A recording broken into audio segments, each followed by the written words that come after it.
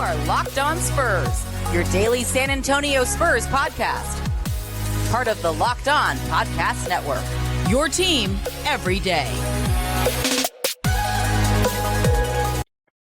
We continue our player recap from the 2021-22 Spurs season. And in the spotlight today is Doug McDermott. Welcome back to Locked On Spurs on the Locked On NBA Network. I'm your host, Jeff Garcia, Spurs writer for Kens 5 San Antonio. Glad to have you back. And yeah, we're going to continue looking back at the season that was player by player. Yesterday, we did Devin Vassell. That show is out already. Go check it out. I'm going to ask my guest a very, very important question in a bit relating to that show. And as mentioned, Doug McDermott. Yeah, he's on the hot seat. Pros, cons. Was it even worth signing him at all? We're going to be looking back at his play, get into some Spurs news and notes that you may have missed. Who is the mystery guest helping me out today on this episode of Los? He is back, Rudy Campos of Sweep the League. Rudy, welcome back, and make sure to follow him on Twitter at Sweep the League. Rudy, are you ready for a very, very important nerd question? I am always ready, man. Always ready and always prepared. Okay, so yesterday, on yesterday's Los, we were having fun with Tony Parker's nerd collection that's on display in San Antonio at the museum. You know about that. Basically, they're just like life-size action figures. That's basically what they are. But obviously, they're very expensive. Mm-hmm. If money is no object, Rudy, give me your two movie-based or TV series-based nerd props, collectibles that you would want to have in your collection. If money's no object. Money's no object. Definitely Darth Vader. I'd have to have the Vader the armor. I mean, that's, yeah. Yeah, I'd have to have the entire Vader get up.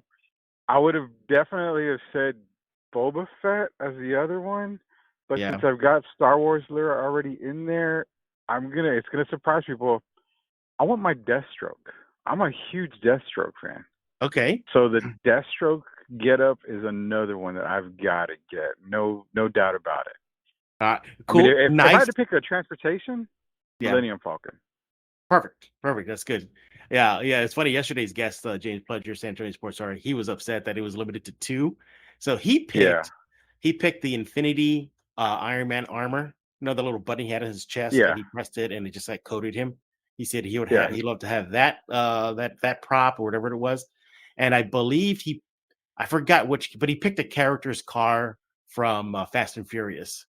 He picked a car from the Fast and Furious franchise. I picked the tumbler from Batman Begins. Okay. Gotta have the tumbler. Yeah.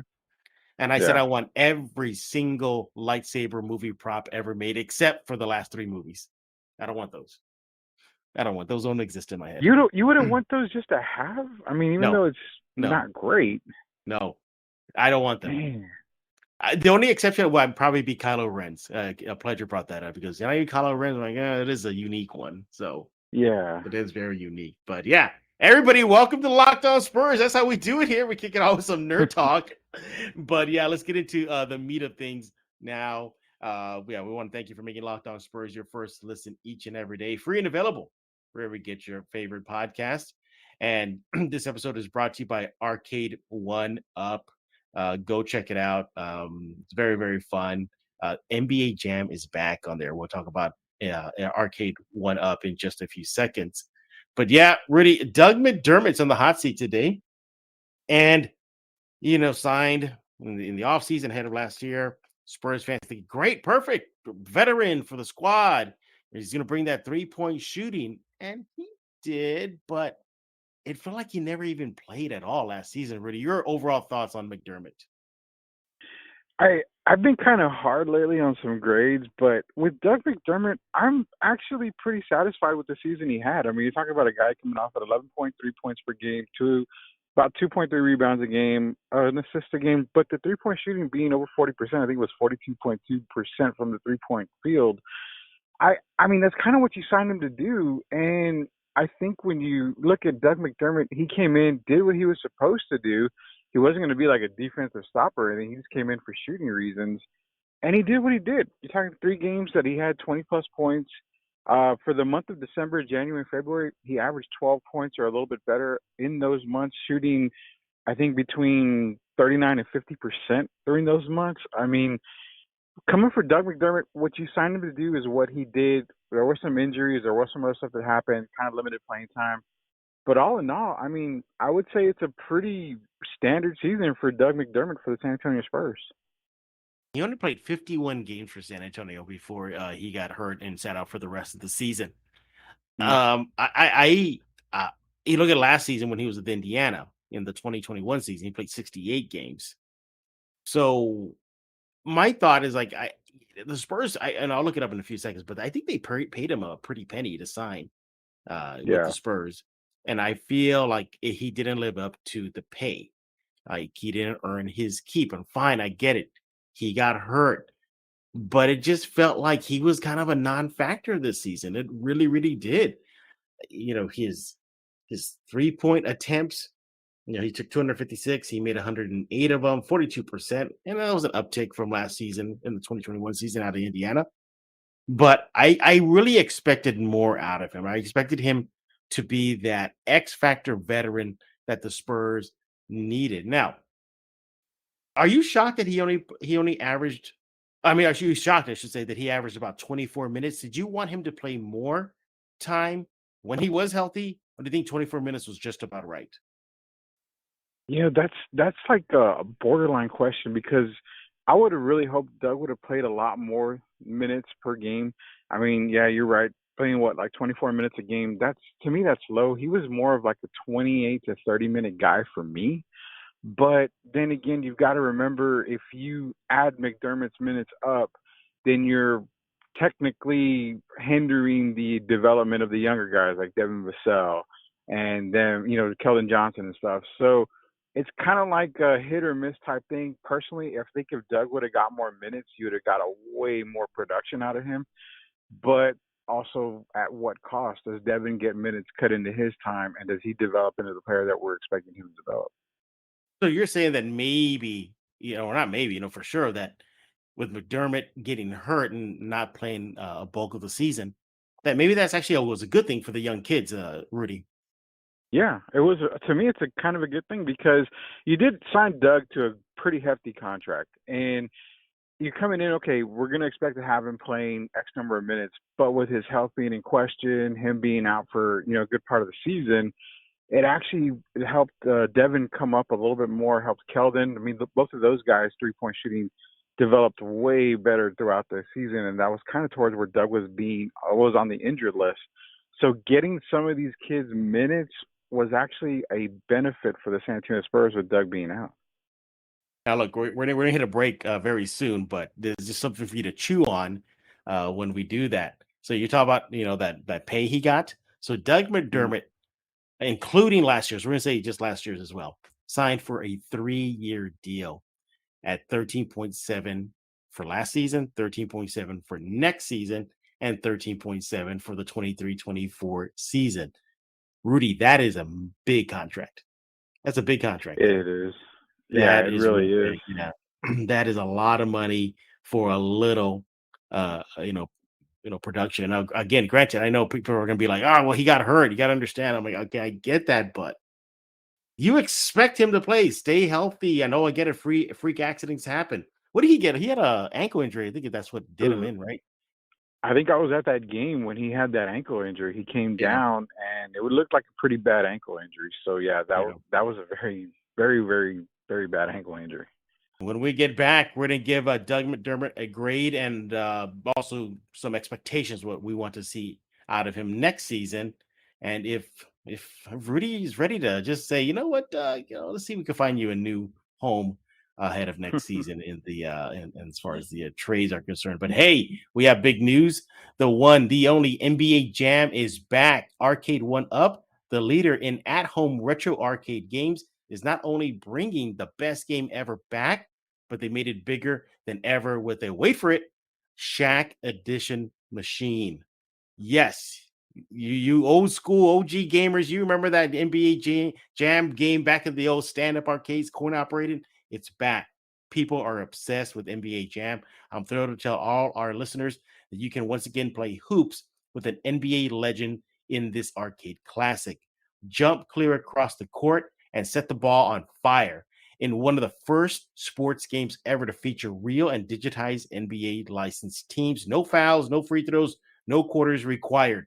Compete with friends and family through all new Wi-Fi leaderboards, making you connected more than ever. Pre-order right now from arcade1up.com. That's arcade, the number one, up.com for an estimated early September ship date.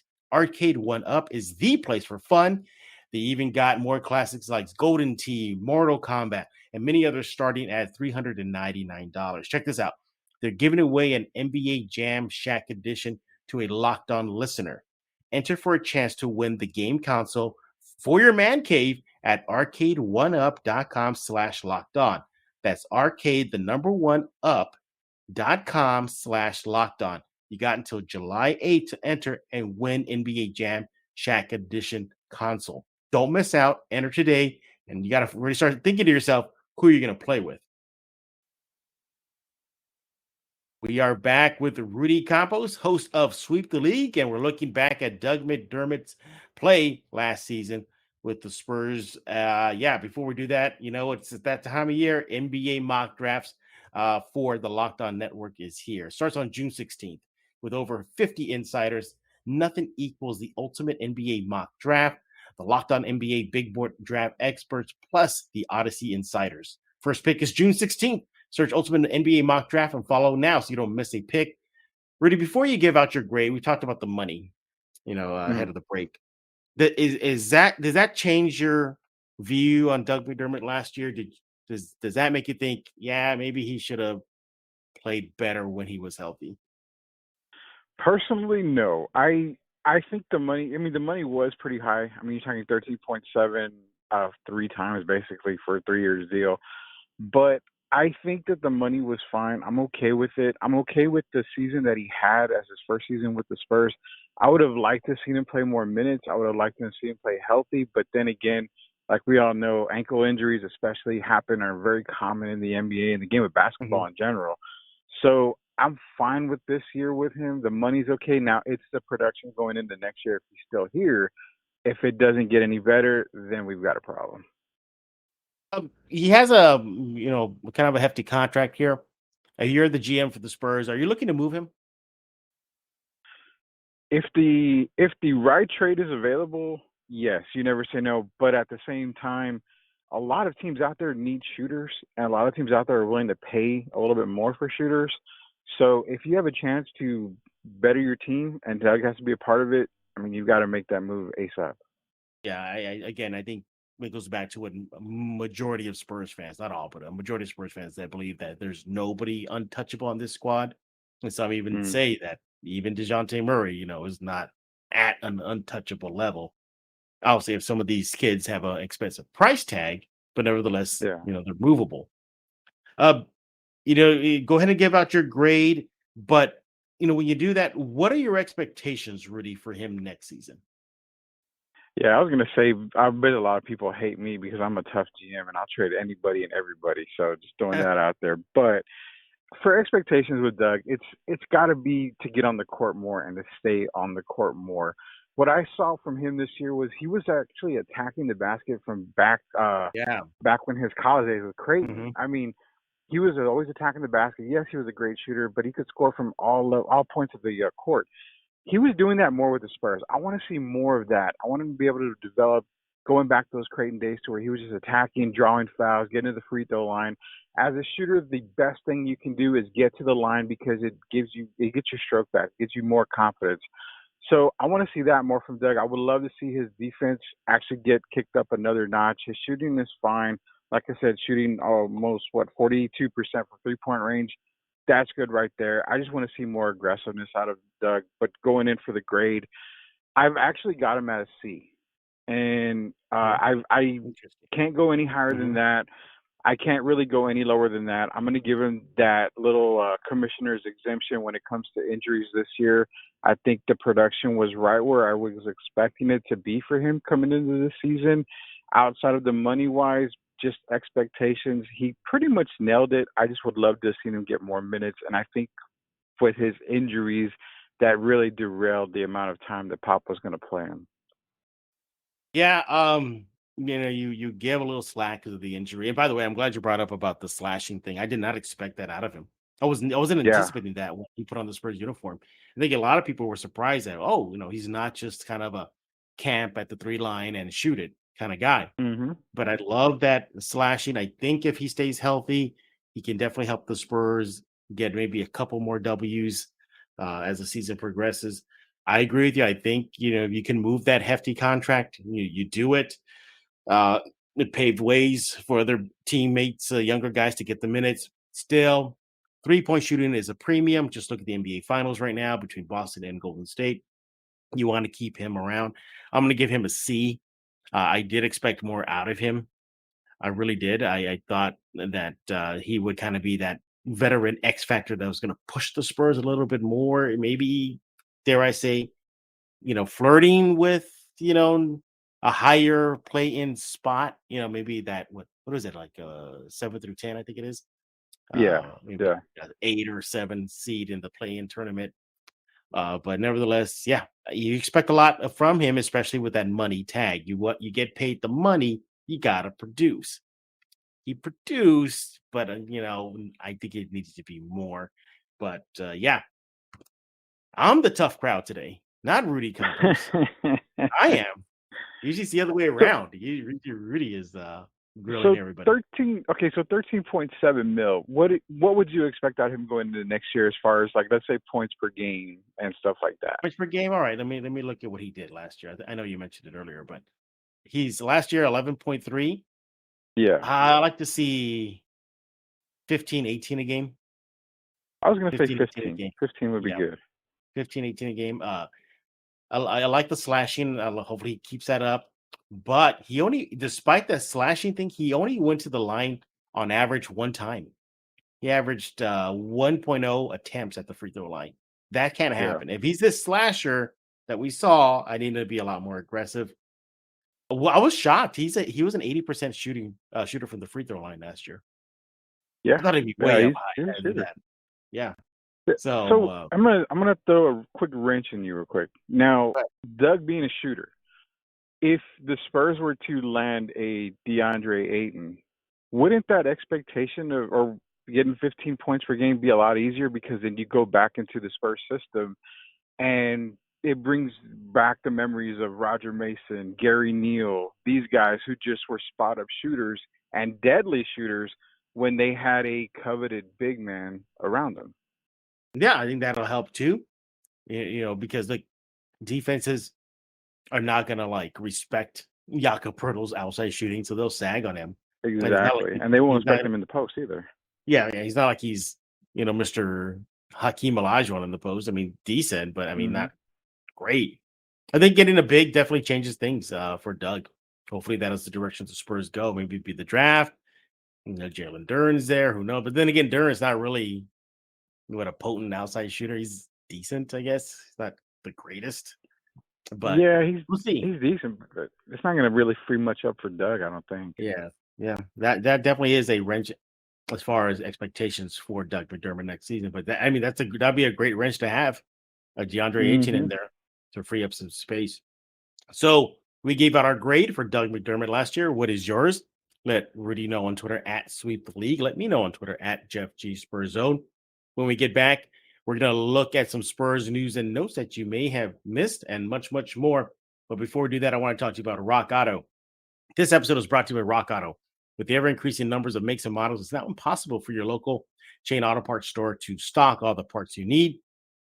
Don't go to those stores and those long lines and the questioning. You have computers with access to rockauto.com at home and in your pocket. Use it. Save time and money when using Rock Auto. Rock Auto is a family business serving do-it-yourselfers for over 20 years, and Rock Auto prices are reliably low for each and every single customer. Go explore their easy-to-use website today. Find the solution to your auto part needs right now. Go to rockauto.com right now. See all the parts available for your car or truck. Right, locked on in their "How did you hear about us" box, so they know that we sent you. An amazing selection of reliably low prices. All the parts your car will ever need. rockauto.com. We're back with Rudy Campos. He is with Sweep the League. and we're going to be looking at some news and notes in just a few seconds. So yesterday's Locked On Spurs, Rudy, we did Devin Vassell. We gave him a grade of B+. What do you think? B+. I would almost agree with that. I think I would have just been a solid B for Devin. Great upside. Great, season coming in. He finished really, really strong. Can't really, expect any more than what he accomplished towards the end of the year. Future looks bright, but yeah, I think a B+ is probably right where I'd be. Yeah, the argument is leave room for improvement. Because there's still a lot of more things that needs to work on. But again, if you want to listen to that show, it's already out.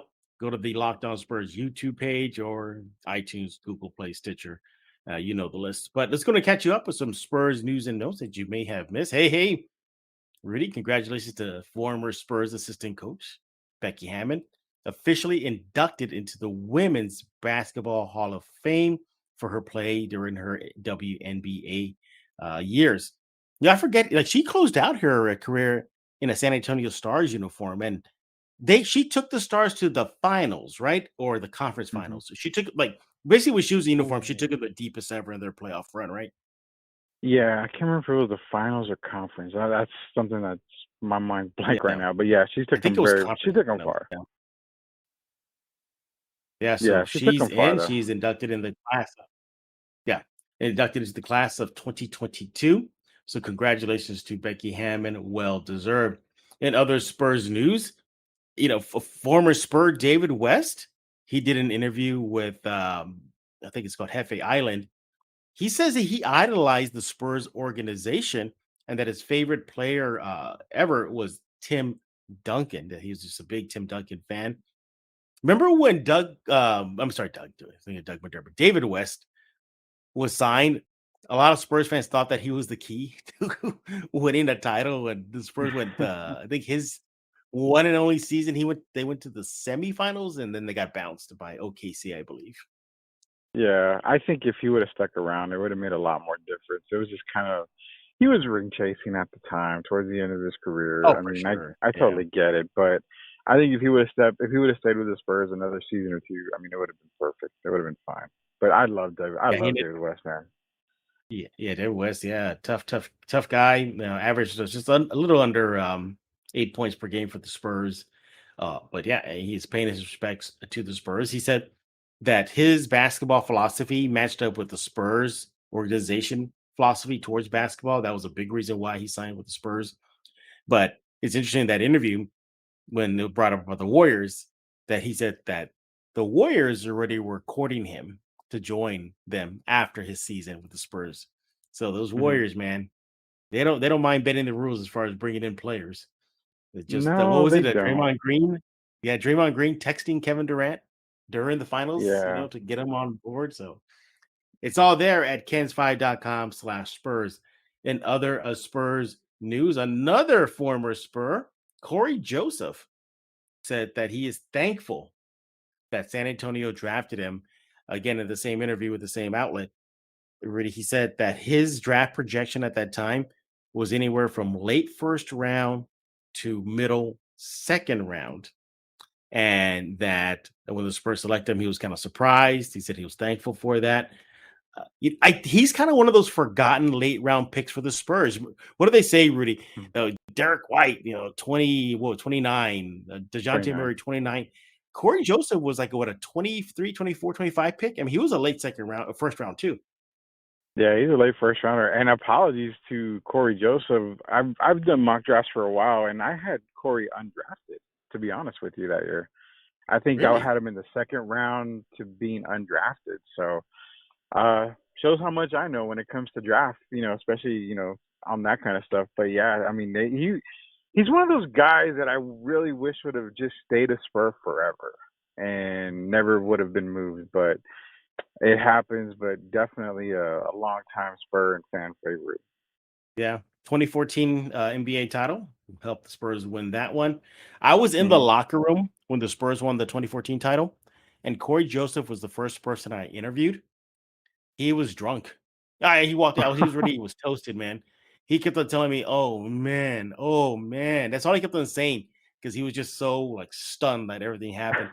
he had the championship cap. He had one of the championship t-shirts like just draped over his shoulder, and he just kept on staring at the ceiling and just they had beer everywhere. There was beer everywhere. That whole locker room was just soaked, and he was just tanking it up, man. Hey, do you want an NBA title? Go for it, Corey. I get it. But yeah, that's my biggest memory with Corey Joseph. Now with the Pistons now. So hopefully he has a long career. But yeah, it's all there for you at kensfi.com/Spurs. A lot more news and notes that you may have missed. Go check it out. One more thing before I let you go, Rudy. Did you see that LSU's Torrey Eason already put it out there that he's going to have a workout with the Spurs? Would you like to see Eason in the Spurs uniform? He's one prospect I would like to see in the Spurs uniform. It's the whole thing of picking him at 9 is a little too early, but he's not going to be there at 20 or 25 probably. So it's going to have to be where the Spurs, I think, going to have to make a move to get into that 11 to 14, 15 range, which from what I've been kind of hearing on some sites is that they're trying to get somewhere back into the top 15 with those 2 picks. So it's possible we might see him in there, but I definitely would like to see Eason in a Spurs uniform. Makes a lot of sense. He's a great player out of LSU. Is he raw? Is he that raw as I hear? Ooh, yeah. I mean, if you've been following him for a little while, especially his college days, he's got a lot of raw talent, but his development skills are superb. I think if he's in the right organization, he can come around a lot quicker and develop faster. One of them being, under the Spurs, who have developed many young players before. So I think Eason in a Spurs uniform would be good for development. But yeah, he's pretty raw still. All right, well, it's there. He's going to have a workout with the Spurs. So we'll see what the Spurs think about him and his talent come the NBA draft, which is just right around the corner.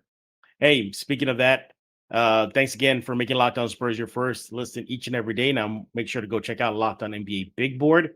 They give fans an in-depth look into the NBA draft, mock draft, player rankings, and, of course, Big Board. Spurs have, as of right now, 3 first-round picks.